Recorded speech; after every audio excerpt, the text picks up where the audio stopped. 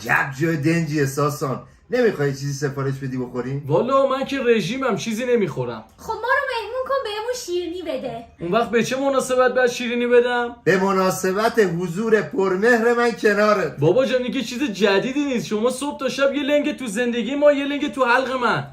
ساسان زشتی یه چیزی بخر دیگه. بابا ما اذیت نکن، نگاش کن مریضه، نمیبینی سرطان مو داره. فاتی بابای تو همه سالمتر، زشته به خاطر یه شیرینی گرفتن این بنده خدا رو نکش. ای بابا اصلا من حاملم. شیرینی بچه منو بده. بیا لغت زن. ها؟ آخ جون بابا مینی داره. یه چی بخر بخوره دیگه، گداویار کرده. ببینید تا صبحم چرت و پرت بهم ببافید و من دست تو جیبم نمیکنم. این سری دیگه نوبت شماست. خسیس بدبخت. امروزم باید آب بخوریم. ساسان قاب گوشی تو عوض کردی؟ قاب خریدی؟ ها؟ نه دزدیدمش اینو. عجب پیتزاییه بابا جان. خیلی خوش مدد. ساسان تو هم میخوری؟ آره برو بخر. خیلی نامردی.